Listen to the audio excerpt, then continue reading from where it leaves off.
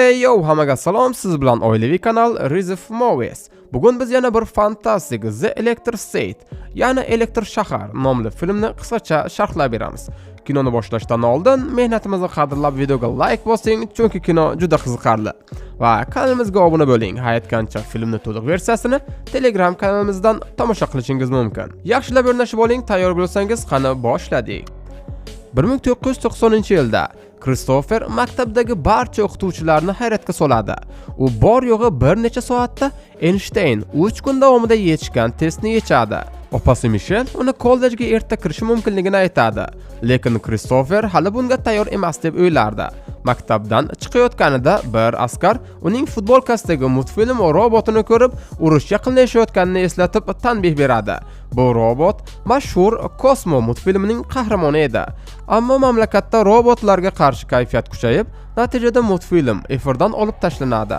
Aslida robotlar 1955-yilda Disney tomonidan bog'lari uchun yaratilgan, keyin esa ommaviy ishlab chiqarishga o'tilgan va ular dunyo bo'ylab asosiy ishchi kuchiga aylangan. Yillar davomida muammosiz ishlashgan, lekin oxir-oqibat charchab qo'zg'alon ko'tarishadi. Ular o'z huquqlari uchun butun dunyoda namoyishlar o'tkazishadi. Ularning lideri esa Mr. Peanut. Tortishuvlar natija bermaydi va odamlar bilan robotlar o'rtasida urush boshlanadi. Uyda robot saqlangan har bir inson xoin deb hisoblanadi. Bu urush odamlarga qiyin kechadi. Serjant John televizorga chiqib, robotlar na yeb, na uxlab, na hatto ko'z qoqib qo'yishadi deya tushuntiradi. Insoniyat 2 yil davomida urushdi, lekin faqat yutqazaverdi. Shunda texnologiya markazi asoschisi Ezen yangi qurilma Neurocasterni ixtiro qiladi. Bu inson ongini dron tanasi bilan bog'lashga imkon beradi. Natijada odamlar robotlar bilan teng sharoitda jang qila boshlaydi va bor yo'g'i 2 haftada urush tugaydi. Insoniyat g'alaba qozonadi. Polkovnik Bradbury esa qahramon deb e'lon qilinadi. Mr. Peanut taslim bo'lish haqidagi shartnomani imzolaydi. 6000 dan ortiq robot esa sahrodagi eksklyuzion zonaga qamab qo'yiladi. Bir necha vaqt o'tib, Ezen Neurocasterning kichikroq versiyasini ishlab chiqaradi. U yordamida odamlar o'z ongini bo'lish va bir vaqtning o'zida ishlash hamda hordiq chiqarish imkoniyatiga ega bo'lishadi.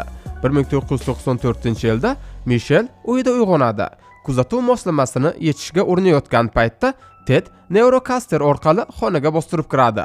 U qizga tanbeh beradi va shunday deydi: "Barcha oldinga boqib olgan oilalaringdan qochib ketgansan, lekin bu yerdan qocha olmaysan." Michel esa javob tariqasida Tedning cheklangan zonadan olib kelgan noqonuniy buyumlarini ko'rsatadi. Keyin u darsga boradi. O'qituvchi ham Neurocaster yordamida kelgan va barcha o'quvchilarni kaskalarni kiyishga majbur qiladi. Michel bunga qarshilik bildirganida uni direktor huzuriga jo'natishadi. Direktor qizning shaxsiy faylini ko'zdan kechirib, urushda oilasini yo'qotganini aytadi. Michel esa ular avtohalokatda halok bo'lishganini aytadi. Direktor unga Neurocaster yordamida og'riqli xotiralarni vaqtincha unutish mumkinligini tushuntiradi. Michel esa shu payt bolaligini eslaydi. U ukasi bilan plyajda o'ynayotgandi. Ukasi esa tushkunlikka tushgan edi. U unga dalda bergan edi, lekin Michel baribir kaska kiyishdan bosh tortadi va uyga qaytadi. Kechasi esa yana o'sha avtohalokat haqidagi dahshatli tush ko'radi. Kasalxonada uyg'ongach, kimdir unga qarab turgandi, lekin u odamning yuzini eslay olmaydi. Shu payt u hozirgi hayotga qaytadi. Tashqaridan g'alati shovqin eshitiladi. Michel derazadan qaraydi va hovlisida harakatlanayotgan soyaning stiklini ko'radi. Chiroqni olib tashqariga chiqadi, ammo birdan bir shishada aks etgan ko'zni ko'rib dahshatga tushadi. Stol ag'darilib ketadi. U esa qo'rquvdan uyga qochib kiradi. Tedni ogohlantirmoqchi bo'ladi, lekin u Neurocaster dunyosiga sho'ng'ib ketgan. Shu payt begona uyga bostirib kiradi. Michel esa karavot tagiga yashirinadi. Ammo bu odam emas edi. Bu robot edi. U karavotni osongina ko'tarib, unga Cosmoning yuzi bilan tikiladi. Michel burchakka qochib, robot bilan gaplashishga harakat qiladi. Cosmo imo-ishoralar bilan uni izlayotganini tushuntiradi. So'ng boshini ochib, ovoz moduli nosozligini tuzatishini so'raydi. Afsuski, tuzatilgandan keyin ham u faqat oldindan yozib qo'yilgan bir nechta gaplarni takrorlay oladi. Shunda Cosmo aka singilning suratini olib, o'zini va Kristoferni ko'rsatib, ular bir odam ekanini anglatmoqchi bo'ladi. Mishel bunga ishonmaydi va suratni tortib oladi. Bu esa Kosmoni javonlarga urilib ketishga sabab bo'ladi. Shu shovqin Tedni uyg'otadi va u yugurib keladi. Robotni ko'rib hammasiga Mishelni ayblaydi. Tortishuv natijasida Ted uni Kosmoga qarab itarib yuboradi. Shu payt Kosmo Kristoferning eski imo-ishorasini qilganligi sababli Mishel uni haqiqiy ekanligiga ishona boshlaydi. Keyin Kosmo Tedni devorga itaradi. Ted jahli bilan golf tayoqchasini olib robotga zarba berishga harakat qiladi. Lekin Kosmo tayoqni sindirib, Tedni yana itarib yuboradi. Bu safar Tedning burni qonaydi va u tezda 911 raqamiga qo'ng'iroq qilish uchun chopadi. Mishel esa unga tezer ishlatib, hushdan ketkazadi. So'ng Mishel va Kosmo Tedning mashinasiga o'tirishadi. Robot esa Mishelning oyog'idagi kuzatuv moslamasini osongina olib tashlaydi. Mishel haydashni bilmasa ham Ted ularni orqasidan Neurocasterda kelayotganini ko'rib improvizatsiya qiladi. Ular Tedni uloqtirib qochib ketishadi. Ertasi kuni mashina yo'lda to'xtab qoladi. Shinalardan biri yorilib ketgan edi. Mishel zaxira shinani olmoqchi bo'ladi, lekin u ham buzilgan. U Kosmoni savollar bilan bezovta qila boshlaydi va robot nihoyat Kristofer tirik ekanini, u Kosmoni uzoqdan boshqarayotganini tushuntiradi. Mishel ukasini qanday topish mumkinligini so'raganda, Kosmo yo'l chetidagi Century kompaniyasi logotipini ko'rsatadi. So'ng Dr. Pepper bankasi va imo-ishoralar bilan ko'zoynakli doktor haqida gap ochadi. Mishel avtohalokatdan keyingi xotiralarni eslab, doktor Amhesterdan Kristoferning kasalxonada vafot etgani haqidagi gaplarni yodga oladi. Keyin u xaritani ochadi. Kosmo esa cheklangan zona markaziga ishora qiladi. Bu xavfli hududga kirish rejasini tuzish uchun Mishel Tedning noqonuniy xaridlarini eslaydi. Mashinaning yukxonasida New Mexikodagi pochta qutisidan kelgan buyurtma bor. Shunday qilib, ular o'sha odamni topib, zonaga qanday kirishni bilib olishmoqchi bo'lishadi. Ular yo'lni yarmini poyezdda, qolgan qismini esa piyoda bosib o'tishadi. Kechqurun Mishel oziq-ovqat uchun do'konga kiradi. Chiqayotganda esa katta yuk mashinasini ko'rib, Kosmoni tezda tor ko'chaga tortib kiradi. Mashinadan tushgan kishi bu Jon bo'lib chiqadi. U pochta qutisini ochib, ichidan katta miqdorda pul oladi. Shu payt Jonning oldiga Neurocaster orqali bir mijoz kelib, undan qurol sotib olmoqchi bo'ladi. Ammo birdan qurolni Jon tomon burib, tahdid qila boshlaydi. Jon hali so'zini juftlashga ulgurmay, kimdir mijozni elektr bilan urib hushdan ketkazadi. Herman bu Jonning sherigi bo'lib, u qulagan robotni ko'tarishga yordam beradi va uning qismlarini qanday olish haqida gaplashadi. Ular chalg'ib qolganda, Mishel va Kosmo yuk mashinasining orqa tomoniga yashirincha chiqib olishadi. Shu paytda esa Brenderi Tedning tashlab ketilgan mashinasini topadi. Ertasi kuni yuk mashinasi cheklangan zona yaqinidagi eski konchilik maydoniga yetib keladi. Jon va Herman so'nggi topilmalarni ichkariga olib kirishadi. Lekin Mishel va Kosmo yashiringan qutidan bexabar edilar. Jon va Herman yo'qolgan kabellar ustida tortishayotgan paytda Mishel ularning e'tiborini chalg'itib o'tib ketmoqchi bo'ladi. Ammo Kosmo tasodifan qo'shiq kuylovchi baliq suvenirini yoqib yuboradi va yashirin joylari fosh bo'ladi. Jon va Herman ularni o'rab olishadi.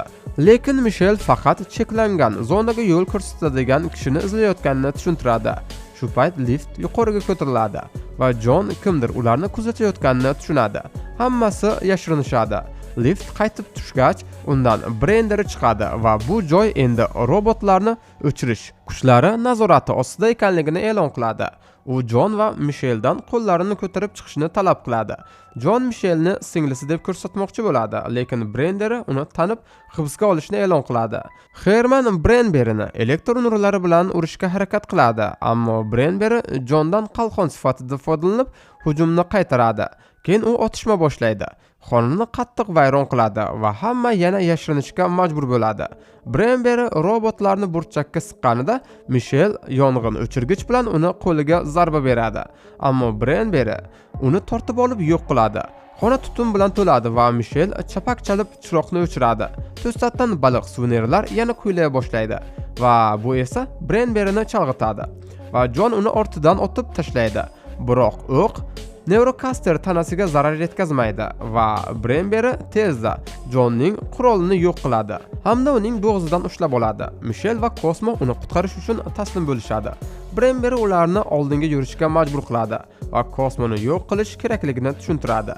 Shu payt Herman katta kranni ishga tushiradi va Bremberini ushlab oladi. Hamma konchilik aravachasiga sakrab qochmoqchi bo'ladi, lekin Jon to'g'ri kalit topguncha kechikib qolishadi. Bredberi qochib chiqishga ulguradi va aravachani o'qqa tutadi. Keyin esa Kosmoni ham nishonga olmoqchi bo'ladi. Ammo Herman uni yana qurolsizlantiradi va ikkala robot Bredberi bilan jangga kirishadi. Mishel esa buldozer topib Bredberini devorga qisib qo'yadi. Bu esa toshlarning qulab tushishiga sabab bo'ladi va Bredberi toshlar ostida qoladi. Kon asta-sekin qulab tushayotgan bo'lganligi uchun hamma tezda qochish kerak bo'ladi.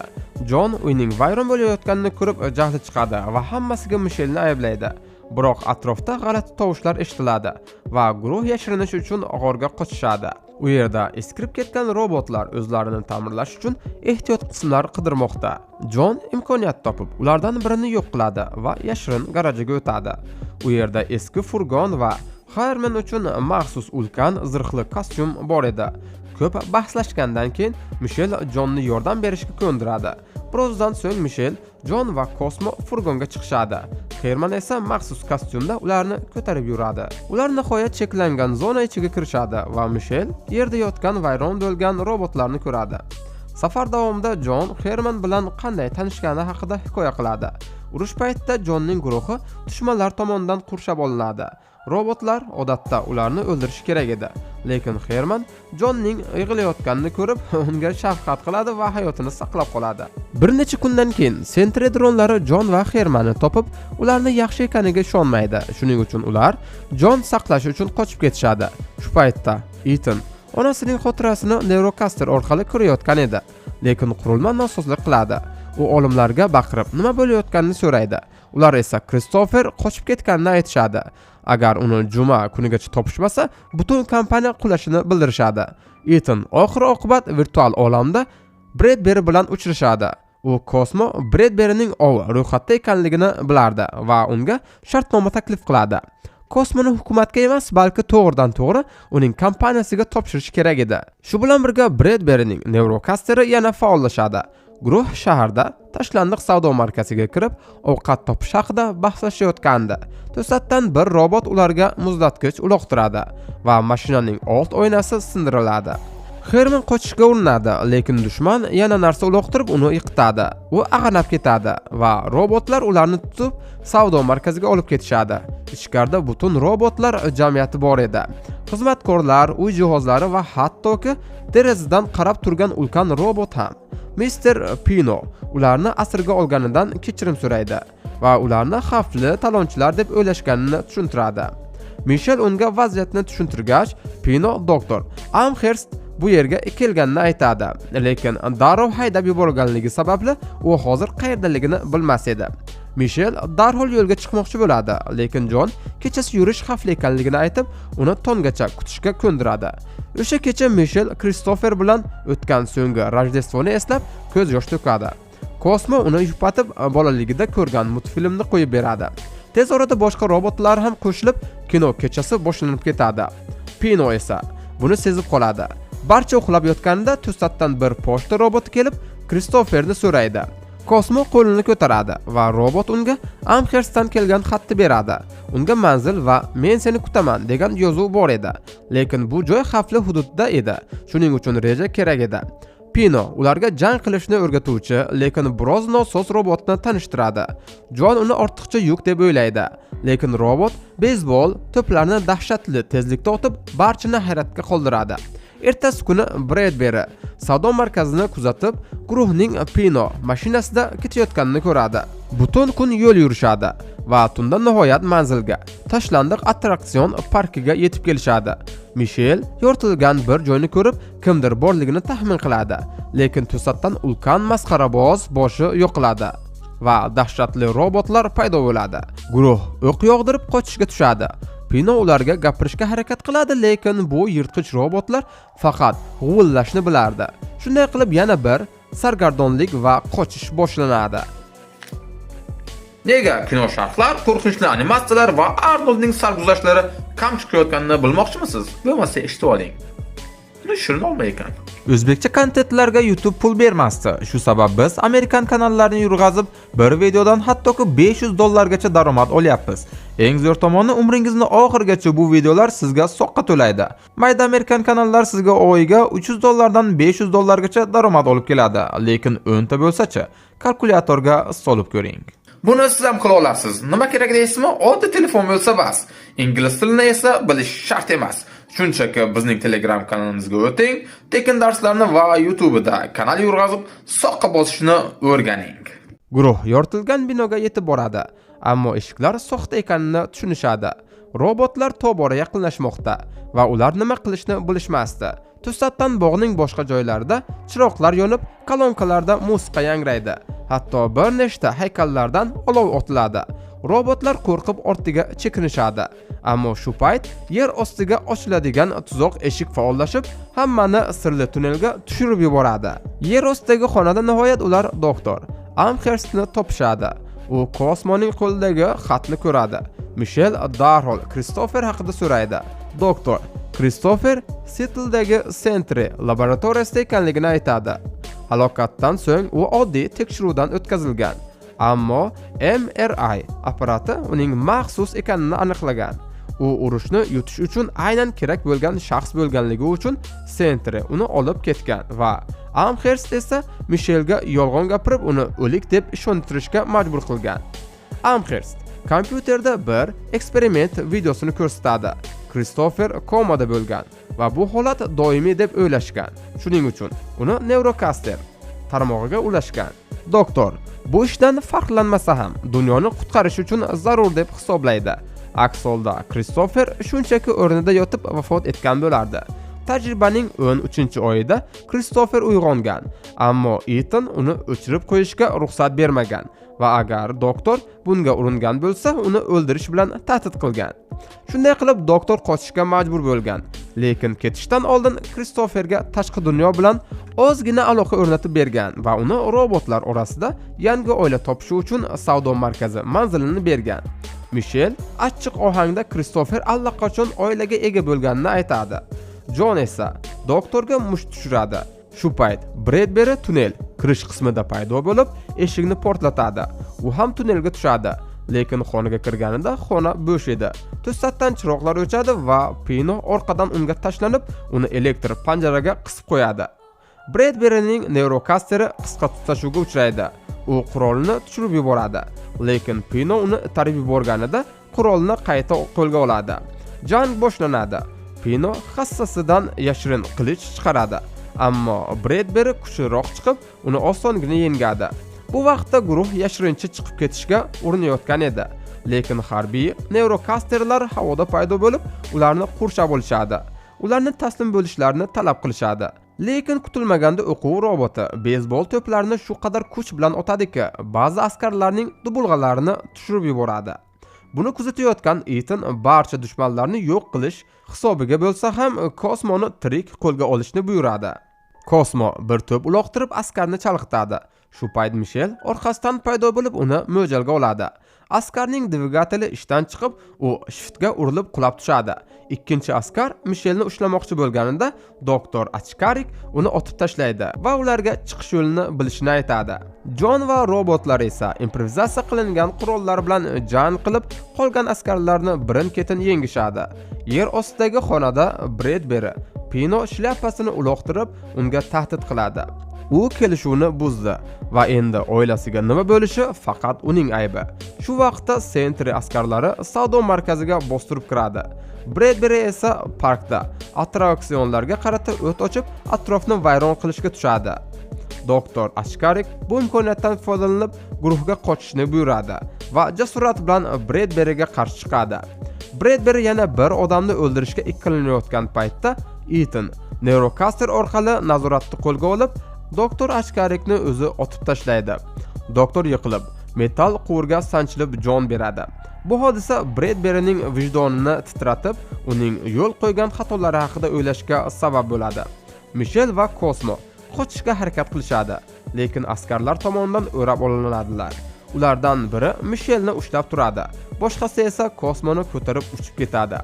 Bradbury Michelni tutib turgan Neurocasterni otib tashlaydi va unga uyga qaytishni maslahat beradi. So'ng u ham havoga ko'tarilib g'oyib bo'ladi. Ertasi kuni guruh savdo markaziga qaytib kelganida u butkul vayron bo'lganini va ko'pgina robotlar yo'q qilinganini ko'rishadi. Shu bilan birga Cosmo Central laboratoriyalariga olib boriladi va Christopherning tanasi bilan bog'lanadi. Ethan uni tizimga ulagandan keyin Bradbury aldanganini tushunadi. Cosmo shunchaki robot emas, haqiqiy bola ekan. G'azablangan Bradbury Ethan'ga bu urushni yutishda yordam bergan bolani ovlaganidan g'azablanadi.